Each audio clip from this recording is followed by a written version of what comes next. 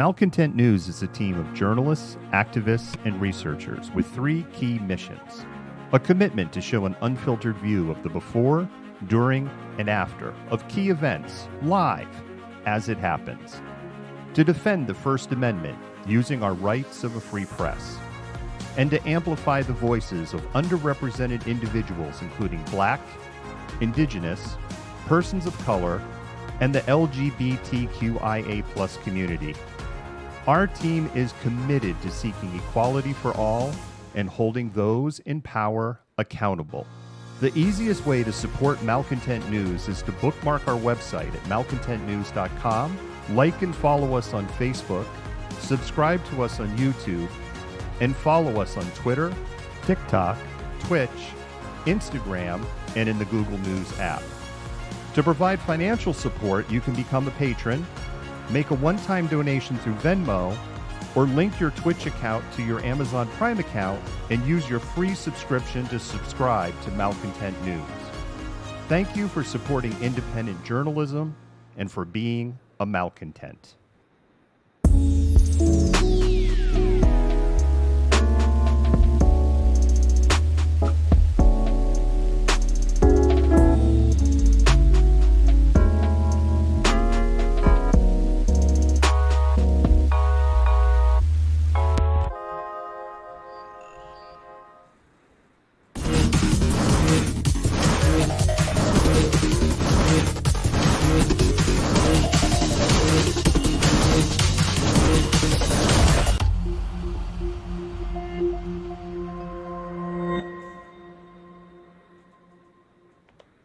Good evening, Malcontents. My name is David. I am the Malcontent. Today is Wednesday, April 14th, 2021.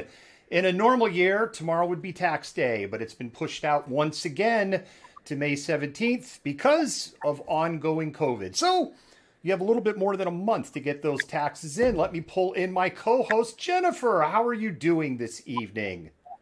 I am doing well. I'm a little bit tired, but it's warm out.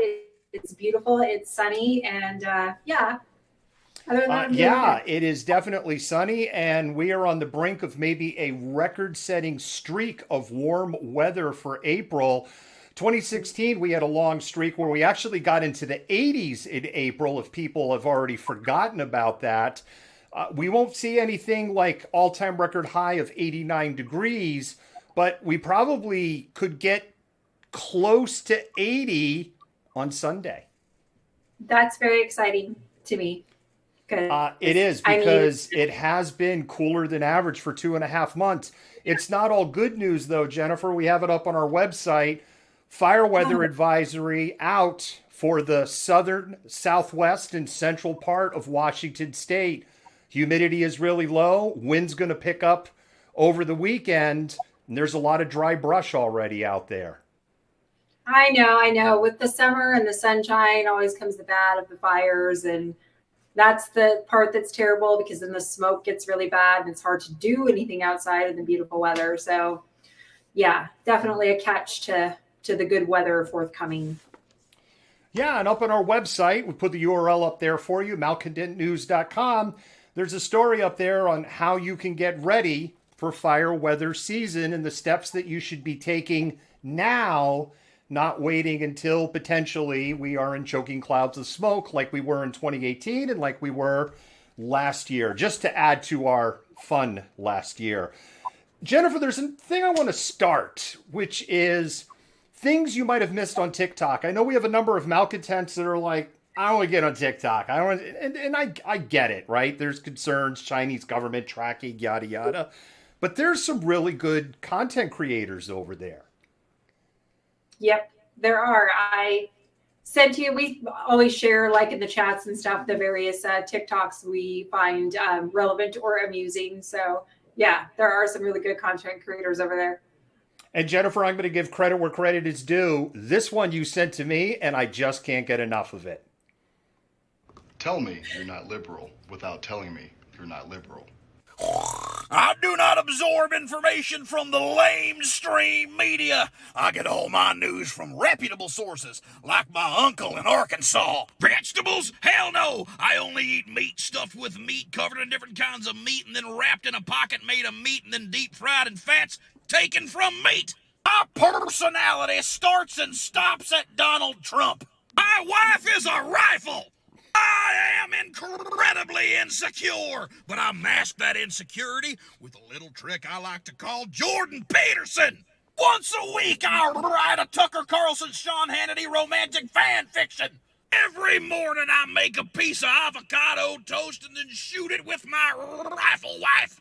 My resume is a photocopy of the U.S. Constitution, which I love, but have never actually read.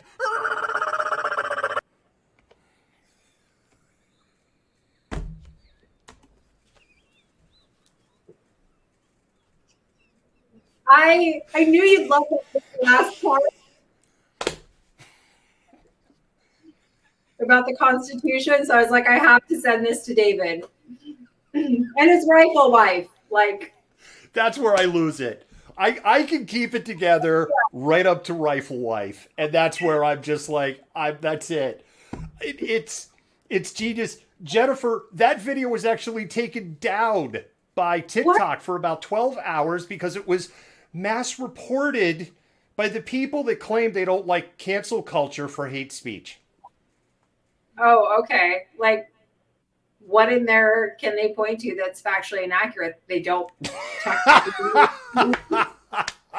All right. And with that levity, are we ready to start the show at our land acknowledgement? We are.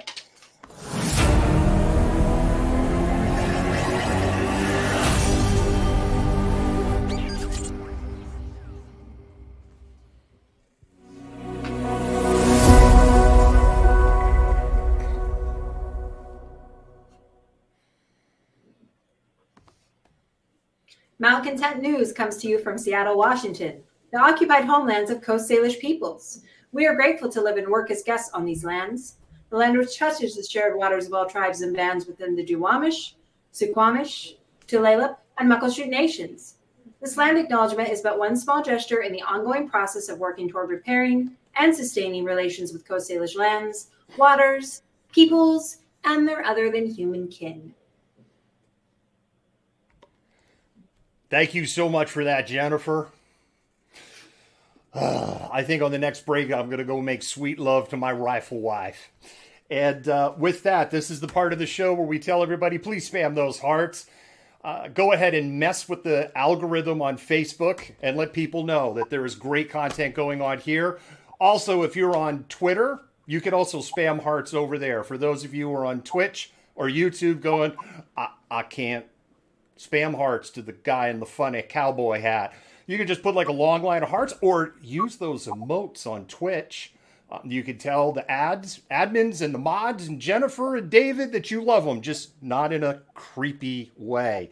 And Jennifer, with that, I think we're ready to get to our truly first story. Okay.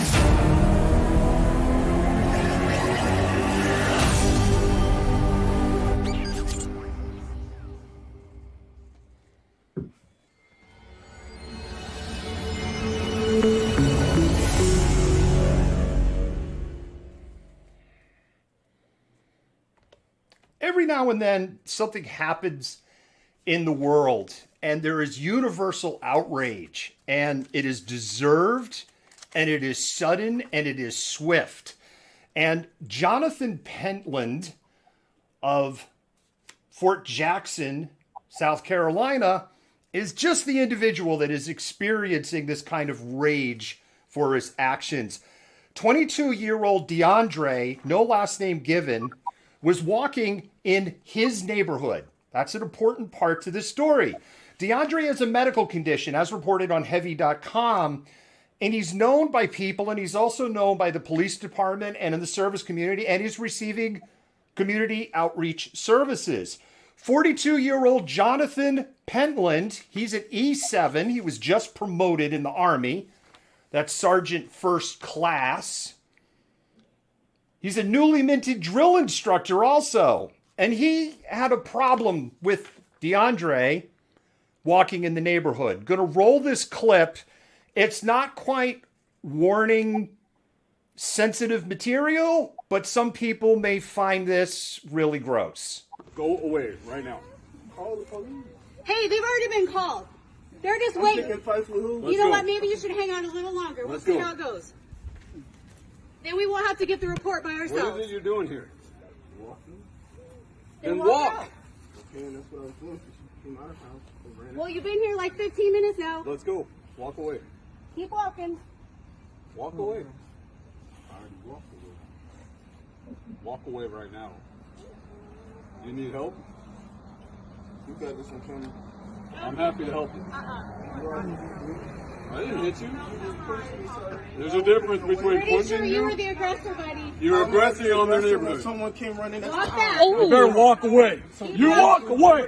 You're talking to my wife right now. That's your wife? Walk away. I didn't do Walk anything. away. Your wife can speak. Check it out. You either walk away or I'm going to carry your ass out of here. Dude, if you touch What do you me, want to do? You better not touch me. Or I'm what? not arguing. What are you going to do? You up on me. Let's go. Walk I'm not. away. I didn't do anything to you.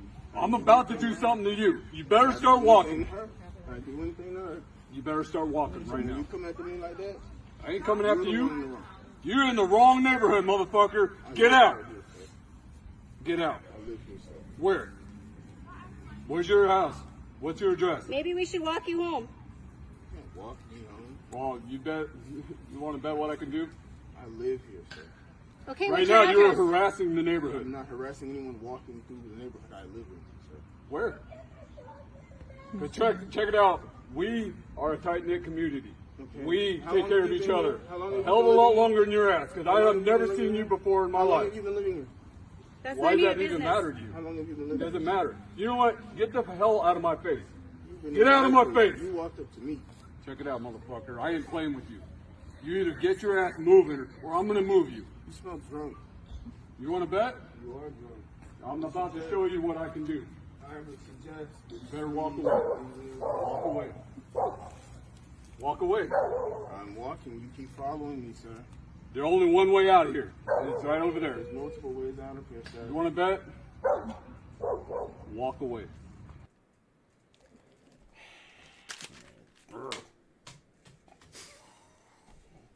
Jennifer, there's 40 seconds of that clip on the cutting room Yeah. floor. In the interest of sensitivity to the content owner, copyright rules, and brevity, Yeah. DeAndre flips the script on Jonathan and asks him, well, how long have you lived here? And Jonathan's response to that was, why does that matter? But Jonathan seemed pretty obsessed on why a physically or mentally ill, getting aid, who lives in the neighborhood, black individual, was walking through his neighborhood. And Jennifer, I know you have a little more information about, as Jonathan was saying, we watch out for each other and the neighbors. Why don't you go tell us about how long he's lived in the hood? So, Mr., you're in the wrong fucking neighborhood, which basically meant you're in a white neighborhood, has only lived in the neighborhood since May of 2020. So not even an entire year. And certainly probably not long enough with that attitude and the attitude of his charming wife to build a sense of community, at least not a tight-knit one. Well, what was going on is obviously his wife wasn't filming. There were other multiple individuals in the neighborhood that were filming. One of the things I want to call out right away, this is the absolute best thing you can do if you're seeing a racist situation going on. And this was an ideal example of how to get justice from a camera. They kept it a safe distance. They didn't engage. They made it clear that they were going to protect DeAndre if he needed it. And they worked to keep him calm, but without escalating, without getting anyone's faces. And they stayed on the sidewalk. All the check boxes there. The police showed up. Penland was cited for the destruction of DeAndre's phone. That's the part that didn't get on the video clip. He apparently assaulted DeAndre much harder, and in that broke his phone. The sheriff office said they couldn't charge when they were called out on Monday for assault. They could only charge for the destruction of the phone, despite multiple neighborhood witnesses going, but he was assaulted. Yeah. That video clip we showed went viral late last night.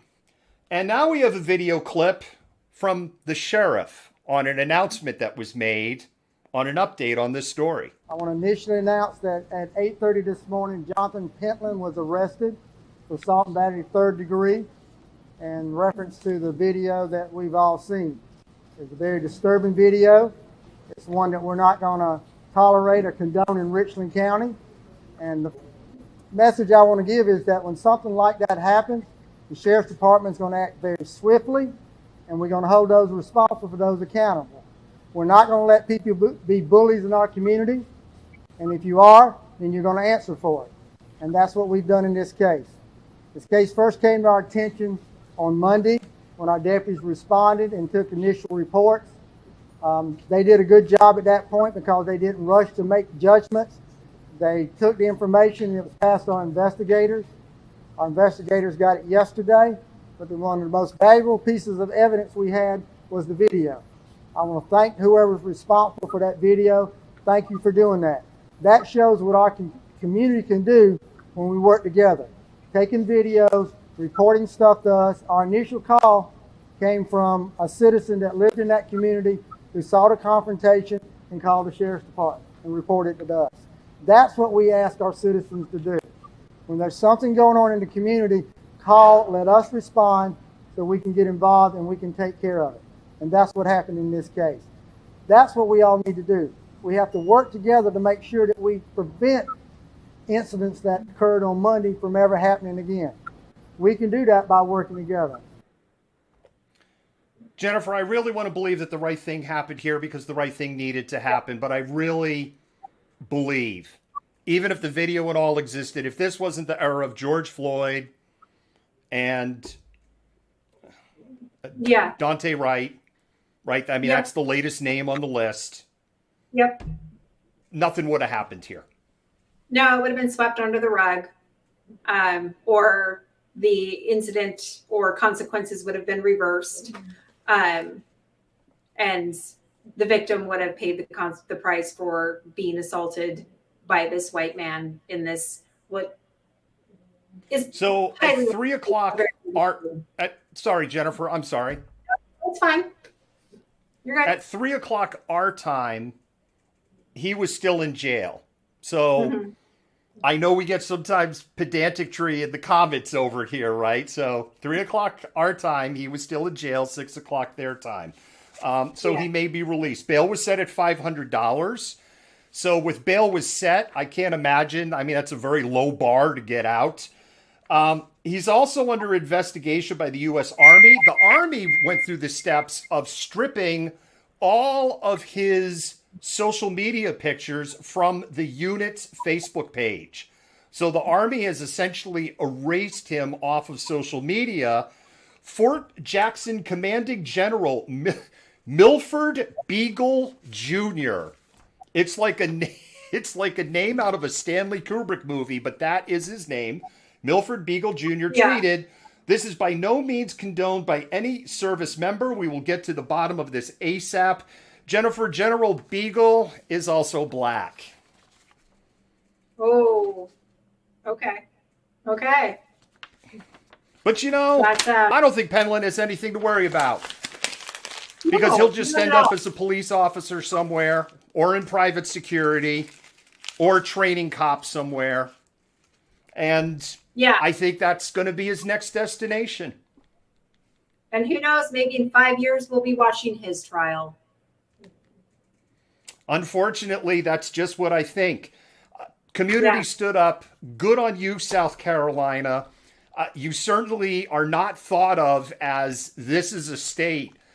There are pictures, if you go up on social, where there was a huge protest outside of Jonathan Pentland's and his wife's house today. And those were people from the neighborhood out there that were sending a very clear message to them that, no, they don't represent their neighborhood. So good on you, South Carolina. And again, I think this is a really good example of how you can support somebody who is in a racist situation and they're not in full-on physical danger, but to document. If that video didn't exist, he wouldn't be getting the justice that he deserves. And he still may not get it, but we'll see. Yeah. Another watch and see thing. And with that, we'll go to our next segment.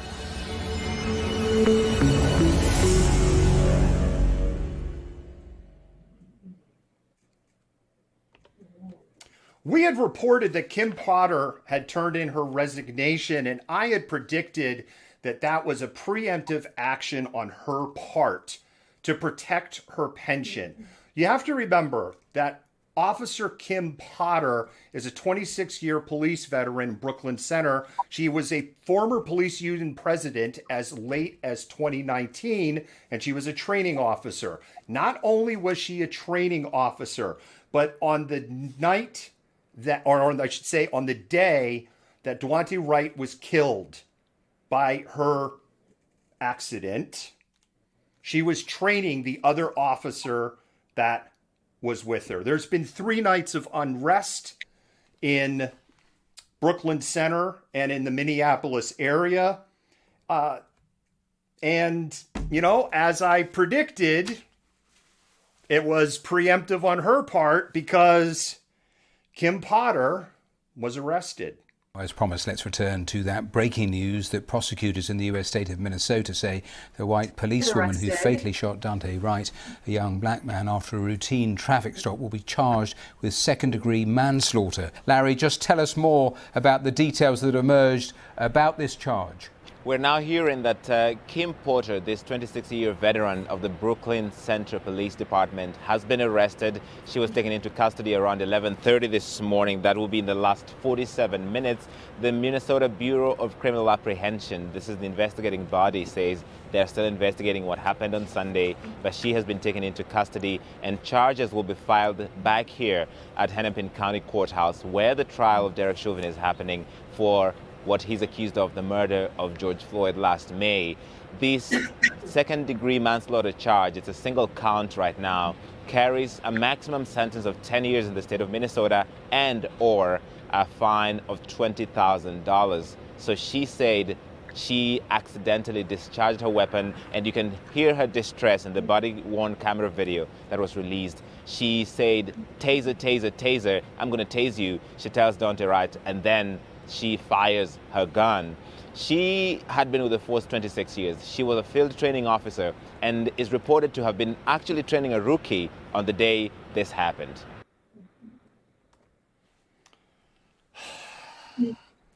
Potter's going to be arraigned in the exact same courthouse, Jennifer, where Derek Chauvin is having his trial. Oh, that's gross. That's just so gross. I'm sorry, things are like a little laggy on my end, so I didn't see the video click on it first, so I was talking over part of it. Yeah, what's particularly gross about this is she's being charged with, I think it's second-degree manslaughter, which if convicted is about a 4-year sentence. 4 years. That's what Derek Chauvin, like if he's convicted of second-degree manslaughter for the murder of George Floyd, he will do about 4 years in prison. That's it. There's been 2 nights of unrest over this in Seattle. Last night, SPD arrested 2 people under Seattle Municipal Code for graffiti chalk art and arrested another individual under Seattle Municipal Code for obstruction. We wrote about this on our website. Go ahead and hit the website button again, malcontentnews.com. We wrote about this on our website.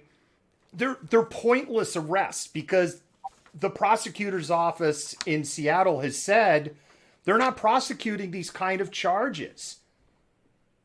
I know, and it's what are they arresting them for? Is it like vandalism? Is it because they're wielding the dangerous pieces of chalk? Like, what is the rationale behind this other than to just kind of be petty? It looks petty.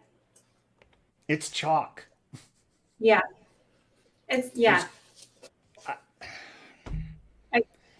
There was a story that I read before we went on air. It's on Como. The headline caught my eyes because the headline was there's disparity in policing in Seattle, disparity in protests. You could go up on Como after our show, go find the story up there.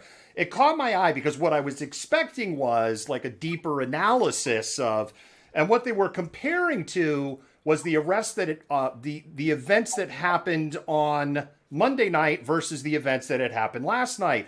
And on Monday night, windows got broken, there was more damage, and nobody was arrested. And Seattle police, in a total what the hell moment, their response was, well, on Monday they were moving. So yesterday people were stationary and we'd asked them to leave a few times. And so they were easier to arrest. And what jumped out at me is like, and I know everybody's going to take this comment the wrong way. I shouldn't say that. Anybody who wants to malcontent news on either side is going to take this comment the wrong way. And other people are going to get it. The part, Jennifer, that just hurts my brain is, it's like, so what did Seattle police just tell the people that are protesting in Seattle? If you keep moving, you won't get arrested, even if you're breaking shit. Like, what? Yeah. I know. So, you know what I predict? I predict more groups of protesters moving, breaking stuff. Yeah. Yeah. Because Seattle police's official position is, well, we have no plan for that. And that's why I say some people are going to go, see, he's pro-police, he's fash. It's like, no, I'm just pointing out the stupidity and the hypocrisy of it. Rawr. Yeah, it's so absurd. Anyway, Jennifer, the other thing that I found gross here is that just BBC's coverage, like, this is what the world thinks of us. Yeah. Oh, in America, another motorist was killed by the police because this kind of thing just goes on there. Yeah. Yeah. Well, it does. I mean, like, this whole idea of like American exceptionalism, and people want to think that for some reason we have this superior nation state whose actions were benign and we are so different from the other nations, stand apart. But we're an empire. We do all these horrible, violent things just like empires do. And we don't have a good reputation around the rest of the world, not how we imagine ourselves. So it's not shocking to me because I see it quite frequently, but it shocks me how many other people it shocks that we are not popular around the world. No, we're not. And I don't like it. And we'll continue to monitor the story of Kim Potter. Protests continue in Brooklyn Center tonight, but it does look like things are a little quieter there this evening. Jennifer, we're going to do a little pause for the cause. We're going to go to our next segment. Okay.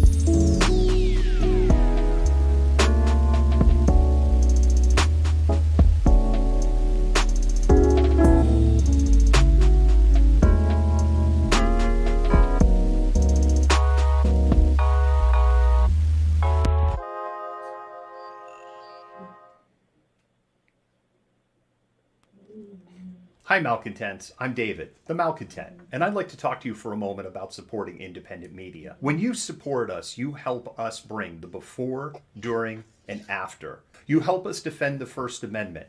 You help us amplify BIPOC and LGBTQIA voices, and you help us hold leaderships at a local, state, and federal level accountable. None of this would be possible without support by viewers just like you.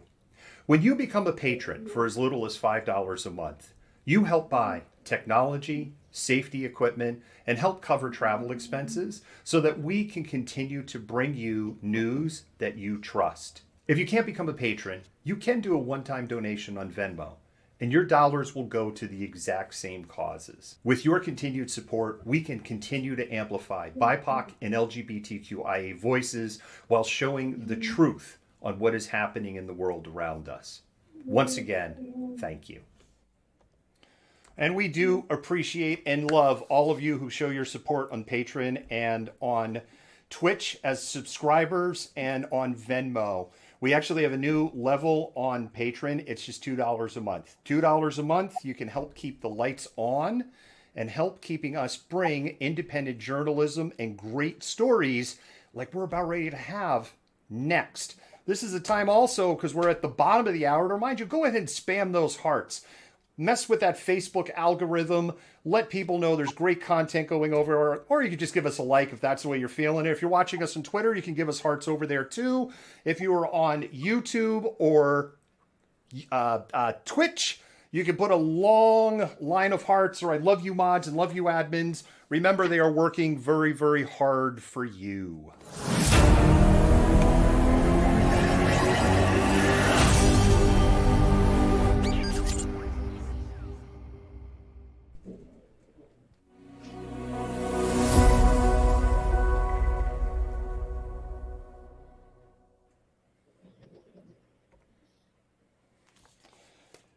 Jennifer, Renee Rackety sat down with Nikita Oliver, and Nikita had a long discussion with Renee about their vision for Seattle and her ideas, or their ideas, for the city council. And they are running for seat 9 in the 2021 race. Yeah, no, and I've had the luxury afforded to me of already watching this interview, and they give a phenomenal interview, and I think that people should pay close attention to this. And I'm really excited that Renee got to sit down with them, and we have this to share with people. Yeah, one thing I will say, Nikita had a lot to say, and I say that in the most complimentary way. So the interview is going to be broken up into 2 days. It would be about 2 sections of 17 minutes each if we showed it in a singular show. And we felt that having 35 minutes like that would be tough for the audience to digest. So we've divided it up into 2 parts. So we will have the second part tomorrow. And with that, I give you Renee and Nikita. As you know, Seattle is facing an ongoing crisis related to unhomed peoples. Washington State experienced a 6.2% increase in homelessness during the 2019-2020 year. King County spends over $1 billion per year in public and private investment in support of approximately 12,500 homeless people with disappointing results. If elected to the city council, what would you advocate and support to address this crisis? We have a lot of work to do. We've been in a state of emergency around the housing crisis and supporting our loved ones who don't have homes since 2015. And a major part of the crisis is we just simply have not built enough housing. We have not actually invested ourselves in that. While we might be spending within our region lots of money on services, if we provide services but have nowhere for people to come inside who want to, then what we're doing is basically saying, we'll give you some services to survive, but we're not going to support you getting into housing where you'll have opportunities to thrive. And so a huge priority is looking at Seattle's comprehensive plan for 2024 and addressing issues around exclusionary zoning. The fact that we've only been developing density on 12% of the land, and we need to address the fact that single family zoning, as the way our city is set up now, is not going to allow us to develop enough housing in order to ensure that our loved ones who want to come inside can, and to be able to provide enough housing for the missing middle. Displacement and gentrification is also a part of the crisis that we're facing. So this is the reason why we spend money, but it continues to be ineffective. Some answers to this is Seattle getting into housing, actually building social housing that is affordable, that is also nice. People want to live in nice homes, and meets the needs of our community members. So continuing to make more investments in social housing. And we can't continue to rely upon the private market to be our answer to the housing crisis. There's just not a real incentive for the private market to actually respond to the need. So we need to be willing to actually drive some of the development if we're going to build $400 million a year for 10 years of affordable housing. And we need to figure out, how does our regional plan really work? I think for a lot of folks, they felt like Seattle saying we're a part of a regional plan has been a little bit of a cop-out and putting the majority of the work then on the county or other cities to respond. And I think the city needs to level up. We have a $6.2 billion budget. We have over 800,000 residents. And it is time that we really take accountability and responsibility for the ways in which development in our city and growth has actually been a part of exacerbating the housing crisis. And we also need to deal with the fact that our tax structure that allows us to generate, the way in which we generate revenue is very regressive. And it then ends up putting the burden of the cost of this new development and the services that we absolutely need to be providing on the backs of those who already pay the most in taxes, and those who pay the least and honestly have benefited the most from the development and growth continue to not really have to be invested and seeing our city become the healthiest city that it can be. We're also probably going to face a mass eviction crisis. So in addition to the crisis we were already in, COVID-19, the recession, and many people not being able to pay rent or their mortgages means that we also need to figure out, how do we stabilize folks who are still in their homes but maybe will be facing eviction? And so continuing to find ways to either cancel rent or do rental support or mortgage support to keep people in their homes. There's going to have to be a combination of responses that come from the city. And this is going to require us to really think about our priorities as a city. Are we willing to prioritize people being able to stay home and stay healthy? And the way that we do that is going to be investing in things that keep people from losing their homes and investing and building housing rapidly. And I know that it's been a challenge for our city to prioritize this in the past, but I think that with the right folks committed to seeing the interest of our city as a whole be served, we can actually move in that direction. As a result of the ongoing COVID pandemic, economic recovery and development, as well as addressing Seattle's crumbling transit infrastructure, such as the West Seattle Bridge, is of great importance. Moreover, some are expressing concern businesses are leaving Seattle and workers will not return post-COVID. The question then is threefold. How does the council address crumbling infrastructure and aid in economic recovery and development as we move beyond COVID? And also, what concerns do you have about the loss of business, both large and small, and a loss of jobs within Seattle? I think what we really have to grapple with as a city is that we cannot recover back to normal. We actually need to grapple with the fact that our social and economic safety net for most people is one that is ineffective. And as a result, that's why we are seeing such a huge economic crisis, because we have not ensured that all people have access to healthcare. We have not ensured that all people have access to affordable housing. And we have really failed to ensure that workers are protected. So really thinking about, how do we ensure that any employment that the city is involved in are union prevailing wage jobs? Thinking about the contracts we have, not just in terms of development and construction, but also expanding the conversation about prevailing wages and unionization to other industries that touch the city. There are tons of industries that we do contract work with that we could be pushing for those industries to actually treat workers right, to have the right working conditions, hazard pay, and to ensure that people have high wage jobs. This is a really important part of knowing that disasters are going to come. This is not the last time that we see this. And as a result, if we're going to build a social and economic safety net that works for everyone, anything that the city is invested in needs to push contractors or industries that we work with to make sure that people have high wage jobs that pay health care and benefits. And that's just thinking forward in terms of protecting us, protecting people, protecting workers when additional crises does come. The West Seattle Bridge and other bridges, other infrastructure in our city is of huge concern. The Move Seattle levy expires in 2024.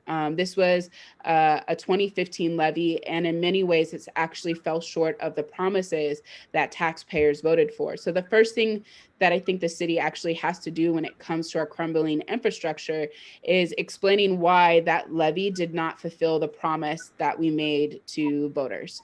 In order to, as a way of, that explanation being a pathway towards saying, is it possible to continue this levy? Will you all vote for it again? Here's the explanation of why it fell short.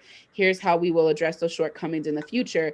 But getting our infrastructure up to par is important for a number of reasons. It's not just about safety, but it's certainly about safety. But it's also understanding that if we want to be able to keep our maritime and port industries healthy, which are significant jobs in our region and also an important part of moving goods, not just through Seattle, but to other regions in Washington state, including thinking about the eastern part of the state, the fruit basket, then we need to ensure that the infrastructure around the port is solid so that freights can move in and out without issue. This is also about our environment. When freights are backed up and not able to move through the port in a timely manner, we're seeing way more pollution, both in terms of exhaust, but also noise pollution happening in neighborhoods that already face some of the highest levels of pollution. So this is also a health concern. Addressing our crumbling infrastructure touches a myriad of areas of life, from environment to industry and economic well-being, to also the health of communities that many of these industries are moving through. Considering in 2024, providing that clear explanation on what some of the challenges were. It's not just the West Seattle Bridge. It's also thinking about North Seattle and East-West buses, sidewalks for safety. It's looking at the bridges in other areas of our city that are also deteriorating, and we don't want to see them in the same situation that the West Seattle Bridge is, where it's been closed down for almost a year. And then we need to consider thinking about how does this impact our transit infrastructure. And the transit infrastructure also plays a major role in thinking about the well-being of workers, the ability to move through the city or in and out of the city in a way that doesn't require you to spend 2 hours of your day doing that. Most of our families cannot afford to do that. And so we have to understand that transit and the accessibility of our city is also tied to the economic well-being of folks. My concerns are about many of our small businesses that are owned by Black, Indigenous people of color, who really have suffered through the pandemic without having access to all of the things that allow their businesses to sustain. I'm also thinking about folks who are freelancers, some of whom have been able to get access to unemployment, but for many of whom it took a very long time to get that access to unemployment. So maybe they've become backed up on rent or other types of bills that they're later going to have to find ways to pay. And so this is where canceling rent or having rental support programs, finding ways that maybe mortgages can be canceled or mortgage support programs, having rent stabilization on commercial properties is going to be huge. But also the city has taken emergency measures that have been really significant in allowing small businesses to continue to function. One of these is folks being able to run their small businesses out of their homes if they have particular detached units. This is a creative option that has not been allowed to exist prior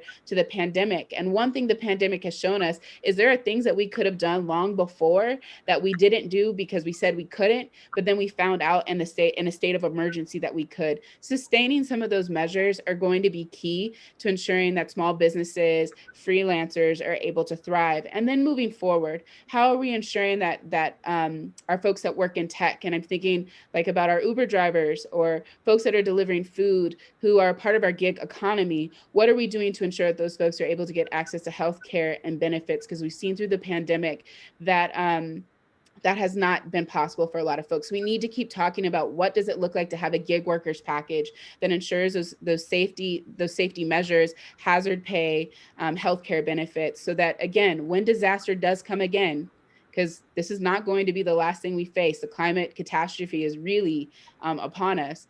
We need to make sure that people are prepared and they have access to the social and economic safety nets that work. And so as a result of the protests related to the murder of George Floyd, police violence, and ongoing racial inequality, Seattle has earned a reputation as being a crime-ridden, dirty, and unsafe city. And at one point, the city was even labeled by the past presidential administration as an anarchist jurisdiction. Do you agree with this view? I do not agree with this view. And I think in many ways, this view was created by mainstream media outlets not telling the whole story. And so I think it's really important that we tell whole stories, acknowledge what's really been happening in our city, which is actually drastically different than that. I'm not sure if you want more detail, but I certainly have lots of thoughts in that area. Yeah, absolutely. We want to know, how are we going to shift perceptions? I think we shift perceptions by building the city we want to see. We don't control mainstream media, but what we do control is the way in which our city continues to move and develop. Some of our elected officials need to actually take accountability for statements that they made during the protest that were then leveraged by media outlets, both locally and nationally, to paint a picture of a city in crisis. And that's not what was happening in our city. I understand that there were things that happened in CHOP that caused a lot of pain for people. And in fact, those things were happening in other areas of our city in terms of folks being shot and killed. And when we make that issue about just one area of our city, we actually miss the underlying issues that are the reasons why certain types of gun violence are happening. And they're economic reasons, they're social reasons. We have areas in Seattle that have been redlined historically, that have experienced exclusionary zoning, are over-policed and lack social services. Many of them are also food deserts. And they're not what we would call, kind of in the urban development sphere, communities of opportunity. And by that, I mean these neighborhoods are lacking economic opportunity, educational opportunity, and the services that ensure people can thrive. So while some areas of our city are growing into these urban villages that have grocery stores that have great produce, or have access to medical facilities, and have access to social services, there are other areas of our cities that are being inequitably developed and are not receiving that same attention and growth to ensure that we do the things that actually prevent violence. This is not conjecture, and it's not me just making up a story. We know that through social science, when people have their basic needs met and they have access to economic and educational opportunity, then violence decreases substantially. We have communities, though, who have been historically and presently disenfranchised from the access to that opportunity, while the wealth of white folks in our region has continued to grow. And those communities continue to have access to higher earner jobs. The wealth of Black communities has actually continued to decrease. And there is a huge gap between who is gaining in the areas of income and wealth.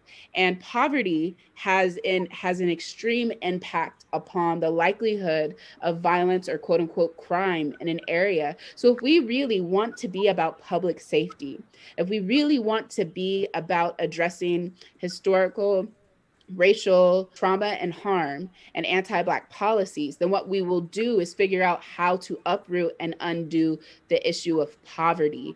And we will invest in communities, we'll invest in Black communities, we'll invest in Native communities, in the ways in which we know actually begin to alleviate and end the crisis of poverty. And that's what we need to be willing to address if we want to get to a safer, healthier, more holistic Seattle. And that's the vision I have for Seattle, is one where we grapple with racism and white supremacy, and one where we do the work of dismantling and addressing uprooting poverty so we can have that safe Seattle we envision.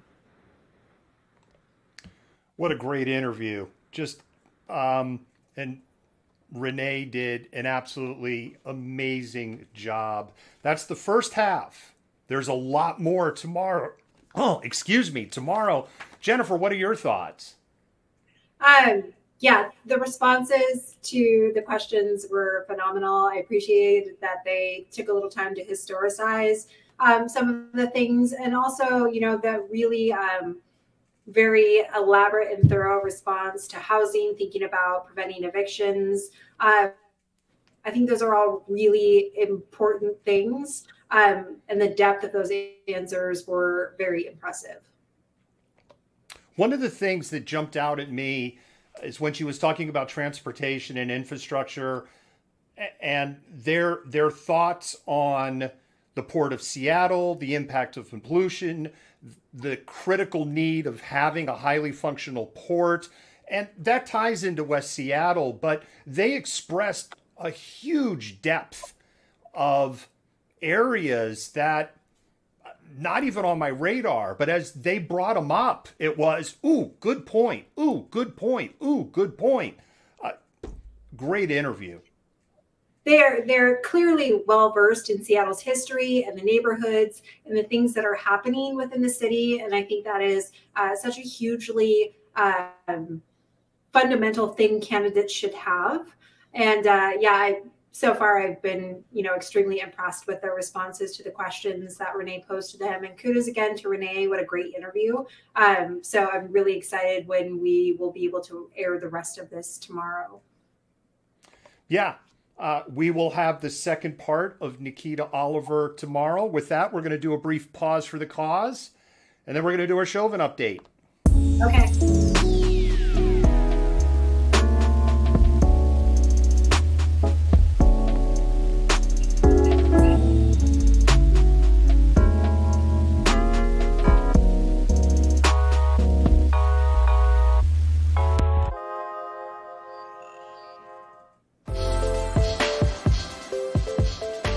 Black Coffee is a hub for communities and a hub for meeting people, making friends, and understanding.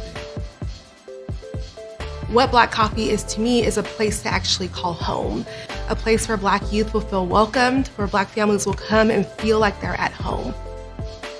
What we're trying to build is more than just coffee. Community is something that we do naturally. We know who's in the community, we know what the deficits are, and we're trying to fix that. We want to bring people together. My hope is that the phrase grounded in excellence shows up everywhere and that it becomes a movement. I'm looking forward to hanging out at Black Coffee with my friends and feeling safe. Black Coffee to me means opportunity for people like me and my other friends and family to come here and do homework safely and hang out and stuff like that. That is happening. It is happening. Black Coffee Northwest is located in Shoreline, Washington on Highway 99, close to 170th. They're on the west side of the highway. Drive-thru is open Monday through Friday. Lobby is open on the weekends. They have amazing coffee. They have amazing merch. And be sure to get the potato scones. It's like a baked potato with cheese and onion and a fluffy scone had a baby, and they're delicious, and I want one so bad. I know the last 3 shows, I don't know if you've noticed, but I beat you to the punch on telling people to get the potato scones in the comments. But also, did you notice I came back from a break and I'm still in the same sweatshirt? It was super cold earlier in the show. So I was like doing wardrobe changes every time we had a pause. I'm good now. I'm good.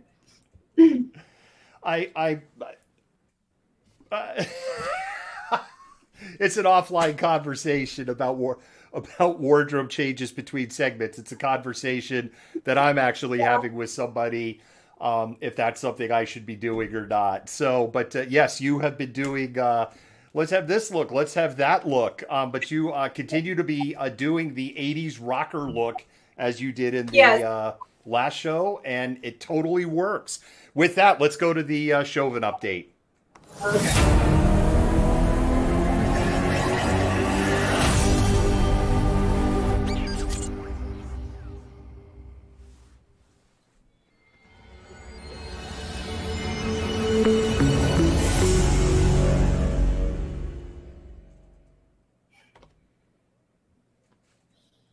Oh, so we are now into day 13 or day 14 of the trial, and the defense is presenting their case, what little case they have, because as the prosecution dominated, the first 11, 12 days of the trial, they estimate that the defense will be ready to rest as soon as the end of Thursday, giving jurors the day off on Friday, and then going into closing arguments the following Monday, followed by sequestering the jury so they can come to a verdict. But thus far, the defense has really been pushing this idea that George Floyd did not die as a result of Derek Chauvin's actions, but rather pre-existing conditions and his drug issue.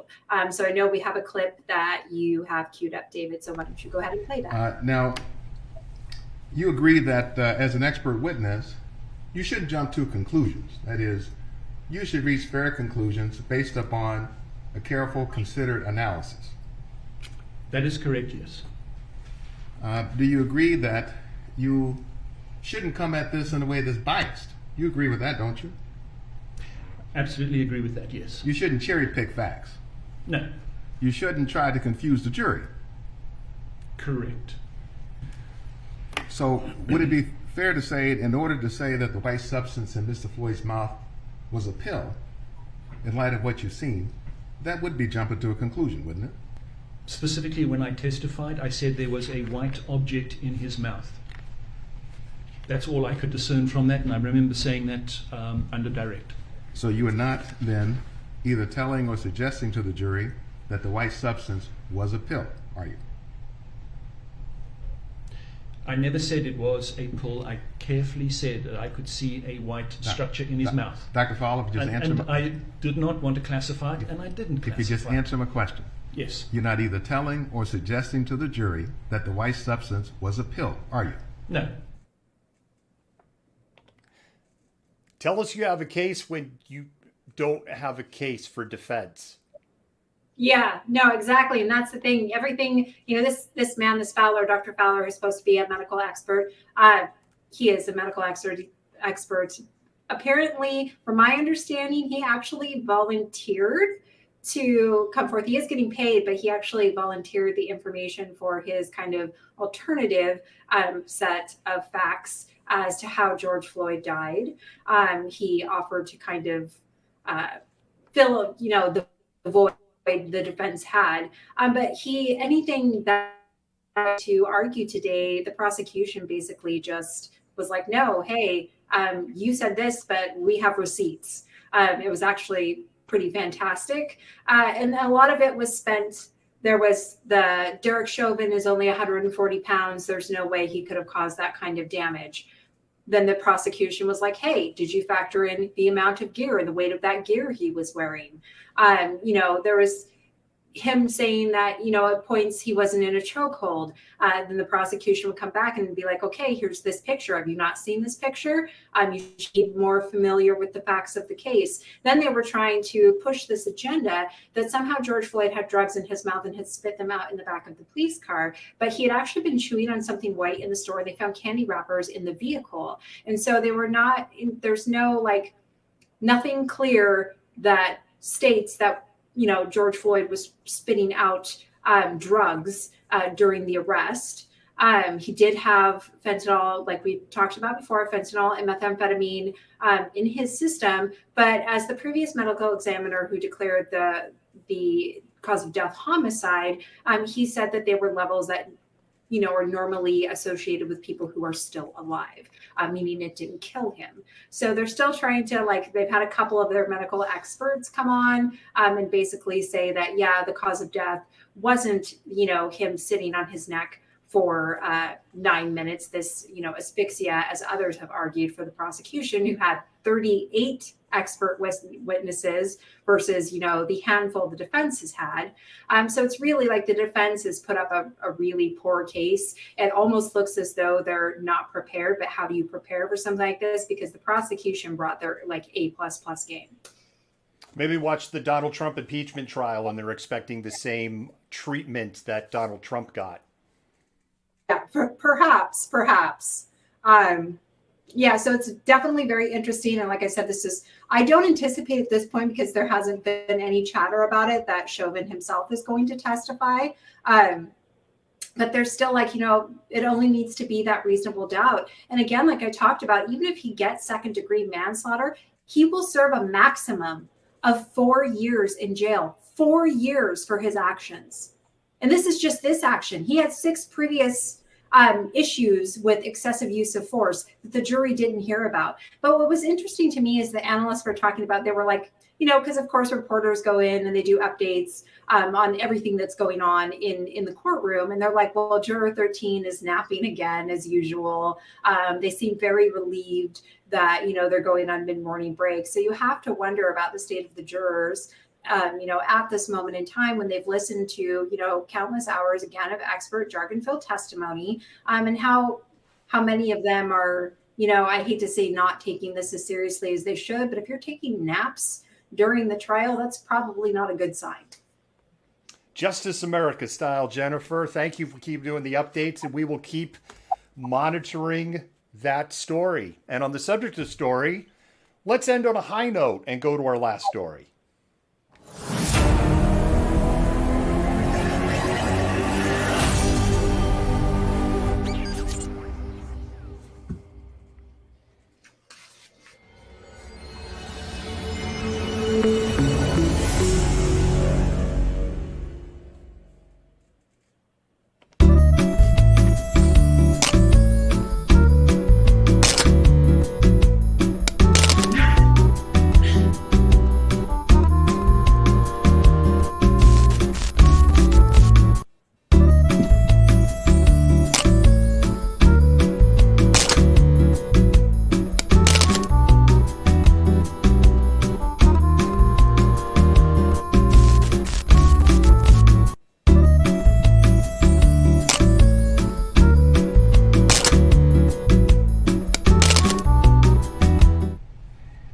Now, you agreed.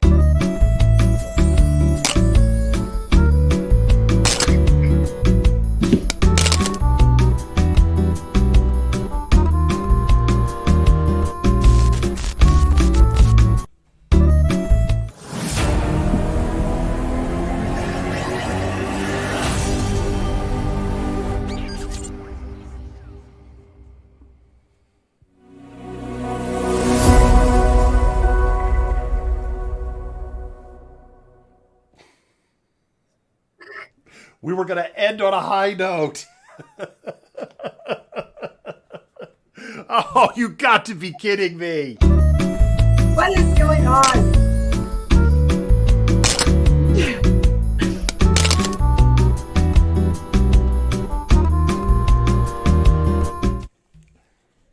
We're going to end on a high note.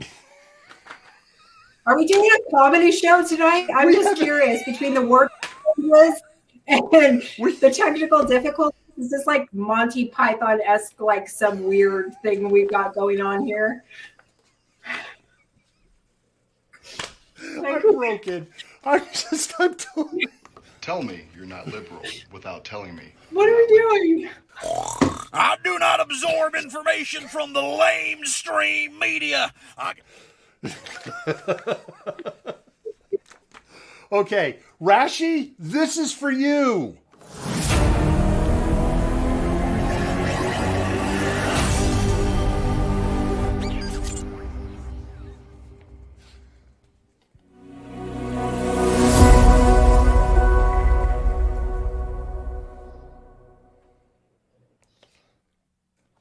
We're going to end on a high note.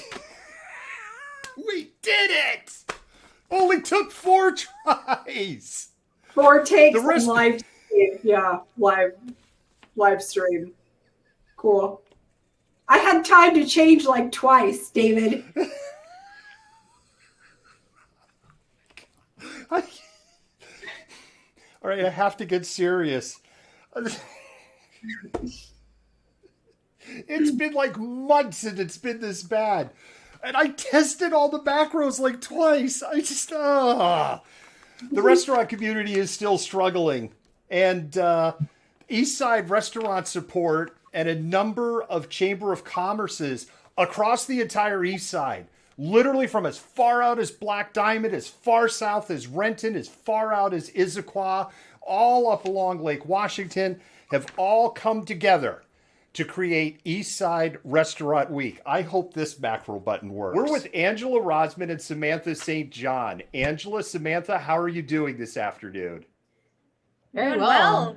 Angela, you've been working with Samantha, who is the president of the Kirkland Chamber of Commerce, as well as a number of other Chamber of Commerces on the East Side to create Restaurant Week that is coming up on April 19th. It's pretty exciting. We're going into the spring weather. It's beautiful outside right now. And things are really starting to look up and be hopeful as far as where we've come over the last year with COVID. Things are really tough for our restaurants still. And you might see people posting about how they're eating out a bunch online and that sort of thing.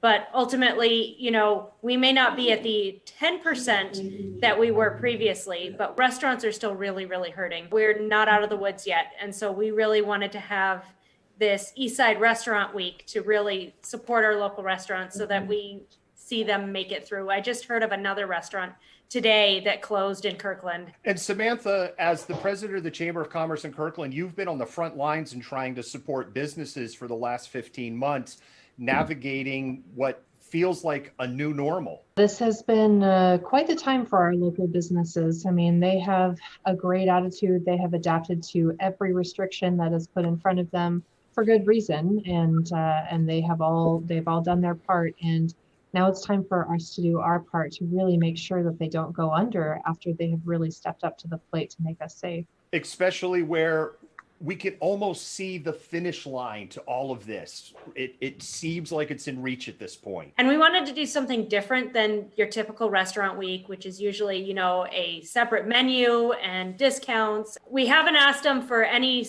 separate menu or any discounts. This is, we want you to go out and support them full price, but check out maybe a new restaurant that you've never tried before, or make sure to go to that restaurant that's like your favorite weekly spot that you absolutely would be heartbroken to miss. What's in it for people other than learning about some great new eats in their neighborhoods? There's nothing on the restaurant side that they have to do to participate as a restaurant. They just need to sit back and watch the customers come in. From the customer side, we ask that they take our suggestions of the cuisine of the day for 8 days.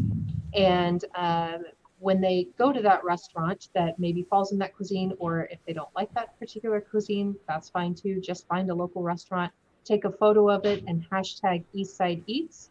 Put it on Facebook, Instagram, or Twitter and make sure it's public, and you will be entered into a drawing for a prize each day that will be selected to people eating out and supporting their local restaurants. That's fantastic. So the only thing then a person needs to do after ordering from a restaurant is just make sure they put on the social with the hashtag and have it public. I understand that you also have additional business support for this effort. So actually every single East Side Chamber of Commerce has signed on to be part of this challenge by sponsoring a $100 gift card. That's the Kirkland Chamber, Bellevue, Redmond, Maple Valley, Snow Valley, Woodinville, Issaquah, Renton.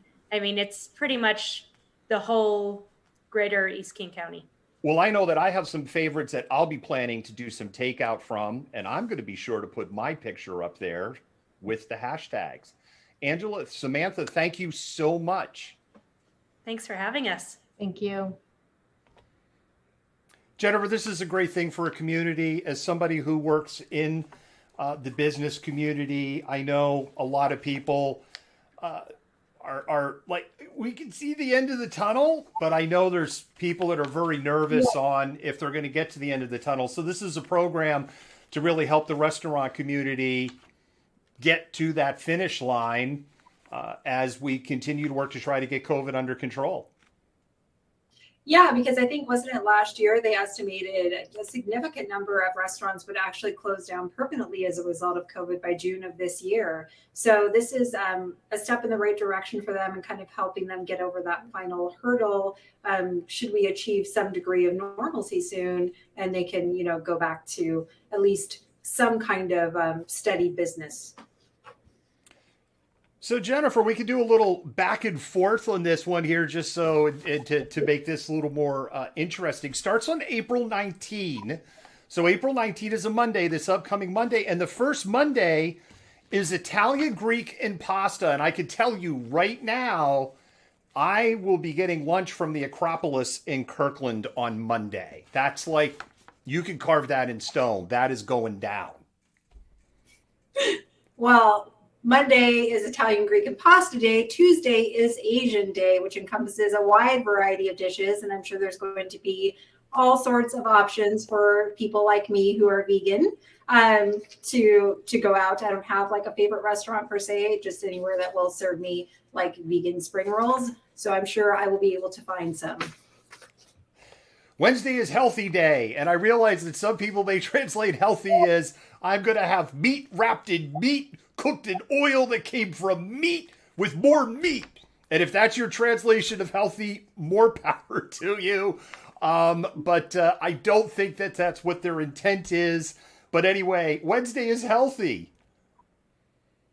Thursday, we have burgers and brews. So go out and get yourself a nice, some kind, I don't drink beer. So like maybe an IPA, I know what that is. And a burger, a cheeseburger with bacon, and then think about me while you're eating it because I can't. You can get a vegan burger though. Okay. Leave it alone. Friday is Mexican, and I've added Latin American and South American in the spirit of Mexican. That's my own little add on there. I realize that doesn't align with Taco Tuesday, but I'm going to let it go. But Friday, get your spice on, I would say. Saturday, we have Indian food, which is another place where you can get your spice on. Next Saturday, there may be some Royal India in my future. Haven't eaten there. God, it's been too long. It's sad. Sunday is Meat with more meat wrapped in meat. It could be. Sunday is indulgences, so you can go and indulge yourself. And if you want to indulge yourself, hold that thought. Meat wrapped in meat, cooked in meat, and then boiled in meat. That could be your indulgence on Sunday. All right. Okay, so can I just say how funny it is that they have indulgences on Sunday? Okay. Church joke, big fail. Okay. Monday, we have BIPOC and women-owned restaurants. So if you are like on the fence and none of this sounds good, you should go out Monday to support BIPOC and women-owned businesses. Kirkland Peeps, Lilac Cafe. That's what I'm going to go ahead and recommend. BIPOC and woman-owned. And they do Lynn does so much for the community that a lot of people don't see. And I know, like, clinging like that. And amazing food, and they have an amazing lunch menu there. And then there's a bonus. If you are part of the Muslim community and you are practicing for Ramadan, this, of course, makes this a problem. So there's a bonus category of restaurants that serve after sunset and before dawn. And at first we go, well, that's a lot of places. Actually, in the age of COVID right now, it's pretty hard to find places that are open super early or late at night because the sun is rising earlier and earlier and it is setting later and later. So that's actually a little bit of a challenging category. Yeah, no, and that's great. I'm actually going to share that with my students because there's a lot of students in my history course this quarter that are actually in doing Ramadan right now. So yeah, I will make sure to share that with them. So what you need to do, you need to post a picture on social, Instagram, Twitter, or Facebook. So you go to one of these restaurants, you get takeout. You can dine in if you want. We're trying to keep restaurants open and not have a fourth phase. Do takeout. Mm-hmm. Post a picture, as I said, Instagram, Twitter, or Facebook. You make sure that the setting is public. If you post to your Facebook page and it's not set public, nobody can see it. Hashtag Eastside Eats, $100 gift card, 1 entry per day, any Eastside restaurant.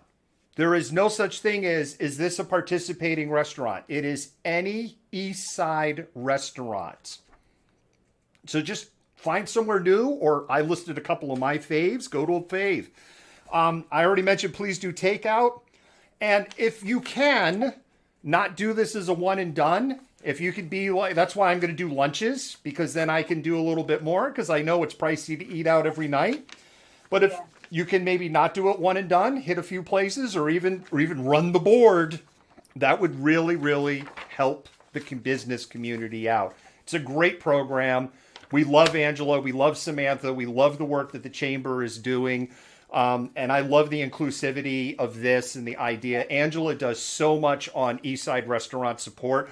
And remember, a lot of people that you don't see in restaurants, the people in the kitchens, the people that are cleaning, these people are BIPOC, they're minorities, they're immigrants. You're helping keeping these people in jobs. The other thing, Jennifer, I'll add, is that sometimes people poo-poo on franchise restaurants, but remember, not all franchise restaurants are owned by large corporations. Yes. A lot of franchise restaurants are actually owned by local owners. So I'm not advocating for Subway, but, there could be, I guess Burgers and Brews, you can kind of squint. That Subway very well could be a local owner, and they could really be struggling. So if you have like a chain that you like, look in and find out who actually owns that physical chain. You may actually find it's a minority person that's next door. There you go. If you had a Subway owned by somebody BIPOC, there's your next Monday. Exactly. And share it if you don't want to indulge or do it. Share it with other people who might be interested, and help support business owners in the area who have been struggling like a lot of other people. Yeah, absolutely. Jennifer, we got an amazing show for tomorrow. No, and I'm going to wear one outfit, I swear. And hopefully with no bloopers. I hope somebody on Twitch has cut the little bloopers out, because it must have just been, it's got to be hysterical to go back and look at it. We have the second half of Nikita Oliver and their interview and their views on the vision for the city of Seattle. Nikayla Rice of Eastside Embrace is going to be with us. And we have a story about rescuing boonie dogs from Guam. And there are dogs that are being rescued from Guam that are actually arriving on a flight from Seattle tonight. And we're going to have an exclusive story, this amazing story about these beautiful dogs. Oh, yay. We're going to end the week on a feel-good note. Or We are totally, it's actually, unless, we'll have the Chauvin update. Yeah. But we have potential for a feel-good show. Yeah. As long as something bad doesn't happen in the next 24 hours. I know. Jennifer, we'll do it all again tomorrow. Yes, we will. In one outfit, I swear. I'm going to play Rifle Wife one more time, and then we're going to end it. Do it. Good night, guys. Without telling me you're not liberal. I do not absorb information from the lamestream media. I get all my news from reputable sources, like my uncle in Arkansas. Vegetables? Hell no! I only eat meat stuffed with meat, covered in different kinds of meat, and then wrapped in a pocket made of meat, and then deep fried in fats taken from meat. My personality starts and stops at Donald Trump. My wife is a rifle. I am incredibly insecure, but I mask that insecurity with a little trick I like to call Jordan Peterson. Once a week, I write a Tucker Carlson, Sean Hannity romantic fan fiction. Every morning, I make a piece of avocado toast and then shoot it with my rifle wife. My resume is a photocopy of the U.S. Constitution, which I love, but have never actually read. Malcontent News is a team of journalists, activists, and researchers with 3 key missions.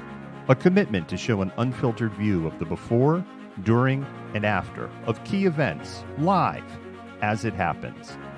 To defend the First Amendment using our rights of a free press. And to amplify the voices of underrepresented individuals, including Black, Indigenous, persons of color, and the LGBTQIA+ community. Our team is committed to seeking equality for all and holding those in power accountable.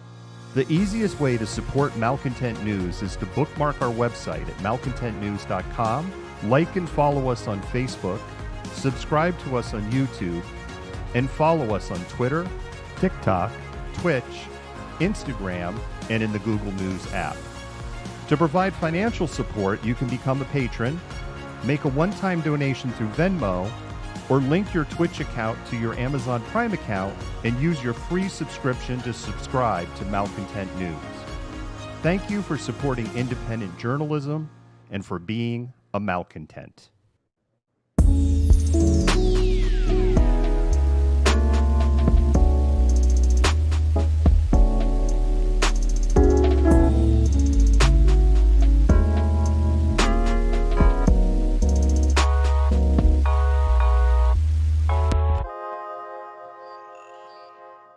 You fit the profile. You're the malcontent. Nobody wants to hear the nonsensical ravings of a loudmouth malcontent. Antifa, fuck you! You are the biggest hypocrite on the face of the planet. I say that you're a terrible reporter. That's what I say.